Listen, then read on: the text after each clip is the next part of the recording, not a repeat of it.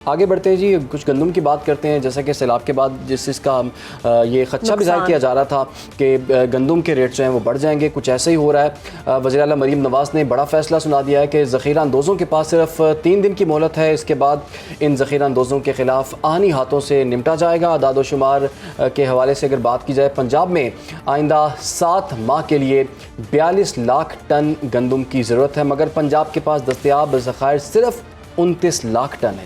اسی پر بات کریں گے. ہمیں جوائن کیا ہے صدر پاکستان کسان اتحاد خالد کھوکھر صاحب نے. بہت شکریہ آپ کا خالد صاحب، آپ نے ہمیں وقت دیا.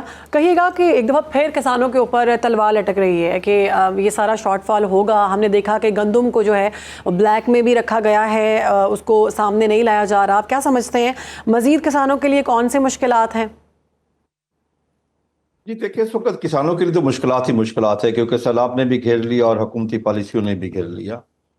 اب جو کاشتکار سیلاب میں پھنسے ان کے پاس تو کچھ ہے ہی نہیں کہ اگلی فصل وہ کاشت کر سکیں. ان کے پاس تو جو 2 کپڑے انہوں نے پہنے ہوئے اس کے علاوہ ان کے پاس کچھ بھی نہیں بچا. باقی ہر چیز وہ ان کے پاس اگر گندم تھی، کھانے کے لیے کوئی چیز تھی، جو کچھ بھی تھا ان کے پاس سامان تھا، جو کسی کی بچی کا جہیز بنا ہوا تھا، سب کچھ دریا نظر ہو گیا. اس فصلیں بھی دریا برد ہو گئی. اب دیکھیں گندم کے اوپر جو حکومت کر رہی ہے، حکومت کاشتکار کے ساتھ بھی زیادتی کر رہی ہے، اپنے آپ کے ساتھ بھی زیادتی کر رہی ہے. دیکھیں نا، اگر آج حکومت کے پاس اپنی سٹوریج ہوتی تو آج کوئی بھی ان کو بلیک میل نہ کر سکتا، ریٹ نہ بڑھتا. جب سے دنیا بنی ہے، حضرت یوسف علیہ السلام کے وقت سے ان کو الہامی حکم ہوا اللہ تعالیٰ کی طرف سے، جاؤ گندم سٹور کرو. یعنی کہ حکومت کے لیے گندم سٹور کرنا اولین فرائض میں شامل ہے. میں ایز اے کاشتکار اگر گندم سٹور کرتا ہوں تو میرے لیے گناہ کبیرہ ہے. حکومت نے اس کو ڈی ریگولیٹ کر دیا، حکومت نے گندم نہ خریدی اور اس کے بعد ڈی ریگولیٹ کے بعد اس کو ریگولیٹ کیا جا رہا ہے. یہ سراسر کاشتکار کے ساتھ زیادتی ہے. کاشتکار کا اور حکومت کا جو آپس میں اعتماد کا رشتہ ہے وہ ختم ہو رہا ہے. کہ حکومت غلط بیانی کرنے پہ آ گئی ہے کہ پچھلے سال بھی یہی کیا. ڈی ریگولیٹ کرنے کے بعد 8 اگست کو حکومت نے ایک نوٹیفیکیشن جاری کر کے 2600 سے لے کے 2700 روپے تک ریٹ طے کر دیا، جو کہ ٹوٹلی ان لیگل تھا، جبکہ ہماری پیداواری لاگت کو 3300-3400 روپیہ تھی. لیکن خالد کھوکھر صاحب، یہ باتیں آپ کی اپنی جگہ درست ہیں، لیکن ابھی تو پاکستان ایک بہت بڑے کرائسس سے گزر رہا ہے. جن لوگوں کو گندم سستی ملتی تھی، عام اس کی بات کر رہا ہوں، عام شہری کی بات کر رہا ہوں، ان کو تو اب مہنگی ملنا شروع ہو گئی ہے. ابھی ٹائم ہی کتنا ہوا ہے کہ اچانک سے پتہ لگے کہ گندم غائب ہو گئی ہے. آپ کو لگتا ہے کہ کوئی ایسا مافیا جو کہ سرگرم ہو گیا، ان کے خلاف کارروائی ہونی چاہیے؟ دیکھیں میری بات سو، کرائسس سے اس طرح نہیں نکلا جاتا. کرائسس سے نکلنے کے لیے ضروری ہے کہ حکومت کاشتکار کو بھی تحفظ دے. کاشتکار کیا مانگ رہا ہے؟ کاشتکار یہ کہہ رہا ہے کہ مجھے صرف پیداواری لاگت ساتھ 25% منافع دو. اگر کاشتکار کو یہ یقین نہ ہو اس کو ریٹ ملے گا اگلے سال کے لیے، وہ گندم کاشت کیوں کرے گا؟ کہ کاشت کا ٹائم تو آ رہا ہے. اس وقت کاشتکار میں تو بے اعتمادی کی فضا ہے. کاشتکار تو اس وقت ٹرسٹ نہیں کر رہا کہ مجھے ریٹ ملے گا نہیں ملے گا، مجھے پیداواری لاگت ملے گی نہیں ملے گی. کیونکہ 2 سال جو کاشتکار کے ساتھ ہوا ہے کہ 2 سالوں میں کاشتکار کو 2200 ارب روپیہ اصل ریٹ سے صرف گندم میں کم ملا ہے.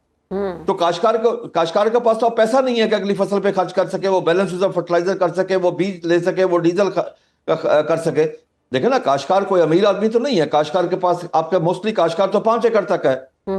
اب دیکھیں نا، کاشتکار سے زبردستی سستی گندم لے کے آپ اکاموڈیٹ کس کو کر رہے ہیں؟ ایک گلبرگ کے رہنے والے کو، ایک ماڈل ٹاؤن کے رہنے والے کو، ایک لیکن خالد صاحب، جن کا آپ ذکر کر رہے ہیں ان کی مقدار بہت کم ہے پاکستان میں. پاکستان میں زیادہ طبقہ جو ہے وہ میڈیوکر ہے، جو کہ زیادہ ان کے گھر میں گندم کھائی جاتی ہے. اور اب یہ آپ کیا سمجھتے ہیں، یہ لوگ جو ابھی بھی گندم کا ذخیرہ کر رہے ہیں، میرا سوال سن لیجئے، ذخیرہ کر رہے ہیں، اس کو چھپا رہے ہیں. چلیں حکومت کی ناکامی تو ہماری سمجھ میں آ رہی ہے.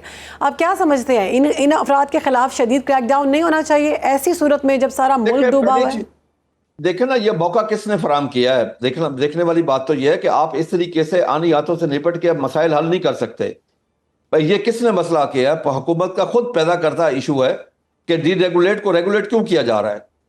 اس کو میں کہتا ہوں حکومت ایک طرف آج اعلان کر دے کہ ہم نے اس کو ریگولیٹ کر دیا ہے، پھر کاشتکار کو بھی سپورٹ پرائس دے جو پوری دنیا دیتی ہے. میں آپ کو ایک چیز بتا دوں، ہم نے 2024 میں گندم کاشت کی، 25 میں ہارویسٹ کی، ہمیں ریٹ کا نہیں پتہ کیا ریٹ ملے گا.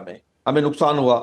ہمارے دشمن ملک انڈیا میں 2 اگست 2024 میں کاشتکار کو ریٹ دے دیا گیا جو 2025 میں کاشت ہونی ہے، 26 میں ہارویسٹر ہونی ہے، جس کو ہم کہتے ہیں فیوچر مارکیٹنگ.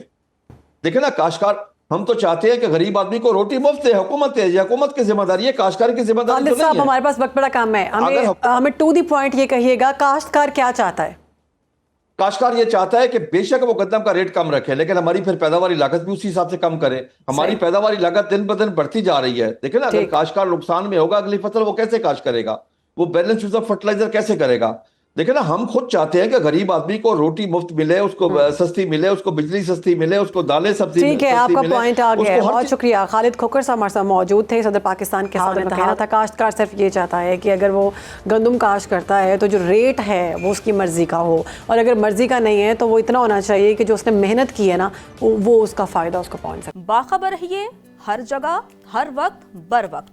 अभी सुनो न्यूज़ का YouTube चैनल सब्सक्राइब करें और बेल आइकन पर क्लिक करें और जानिए मुल्की और गैर मुल्की हालातों वाक़यात यकीन के साथ।